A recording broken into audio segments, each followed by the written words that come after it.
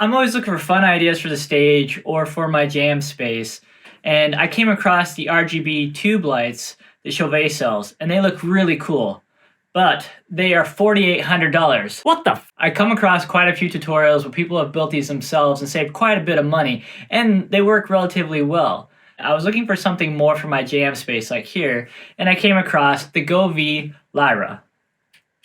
What struck me immediately was the cool design work for the actual lamp itself. It's priced at $150, which is not unreasonable if you think about all the pieces that go into making this. And if I were to do it myself, it would be somewhere in that neighborhood.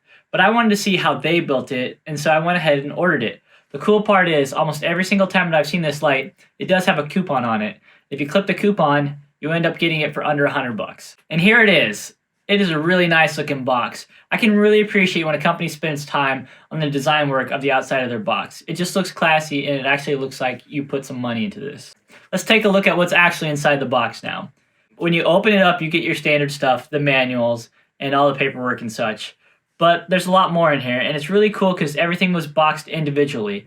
Another reason that I bought it is I wanted to see how somebody else could do it so that I could replicate the build. After all the packaging is removed, you can see there's very little work to do here. The first thing that you want to do is pull the stand out, set it down, and then start connecting the pole pieces together. And this is very simple. All it takes is a couple screws. Now, logically, you should do this laying down so the screws don't fall into the base, but I had a magnetic screwdriver. And also, I'm a little dumb. Now, what you can't see is within inside the base is the actual controller. So if you were to build this yourself, you need to buy a separate controller unit to run this. The LED strip comes already installed inside the silicone sleeve. Now, the silicone sleeve is engineered really nicely. It's rounded on one side, and then it has channels that snap in quite satisfyingly into the pole as it goes up. Here's a finished look at the front. If you can't get the silicone to snap in quite perfect, all you have to do is mess with it a little bit and it'll go right into place. And here's the look at the back. It is very nice, very sleek looking. One thing that I really like is it comes with this remote, and I never expected this little feature to be on there. They have a little piece that goes on the back of the unit, and it's magnetic, and your remote sticks right to it, so you'll never lose it. Well, I'll probably still lose it, but most people won't lose it. The thing with LED strips is you need a diffuser, and that's what the silicone sleeve is doing. It's frosted, so what happens is, what you're gonna see when you look at an LED strip is you're gonna see the individual diodes, and when they light up, sometimes you'll see that space and you'll see little tiny circles. Now, if you get up close and in person on this light, you will see those individual diodes lighting up. But as you turn them up, sometimes you don't see them, and it's actually a little bit worse or better depending on the color you choose. But as you can see, clearly, this thing looks amazing on camera, and you'll never be able to see the little dots. At a normal viewing distance, this thing looks amazing. Here's how much light it puts out as I face it towards the wall. You can see as I go through the colors, some colors are a lot brighter than others, but there's also brightness settings where you can take it really bright or you can dim it down to almost non-existent. It also has a few fun sound modes you can use. They go based on basically just loudness in the room, so if you're clapping your hands, they will move and do a little bit of patterns.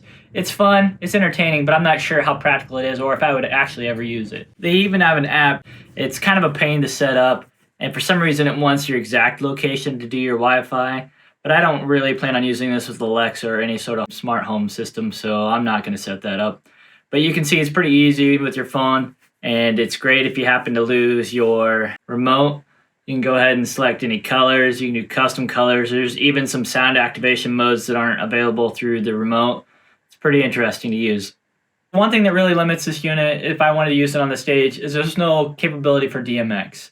If I wanted to, I could probably pull the brains out of it or the controller out of the bottom and set that up for DMX for shows. But if I was going to do that, I would probably just build a whole separate unit for the stage. But for home use, I couldn't be happier with this unit. I really like it and I couldn't recommend it enough, especially at under $100. I'll put a link in the description below if you want to pick one of these up. It does come in white and it does come in black. Thanks for watching my video. Please like and subscribe if you enjoyed this content. I will be creating more content in the future. Most of it will be band related, but a lot of it's going to be just fun gadgets that I found along the way.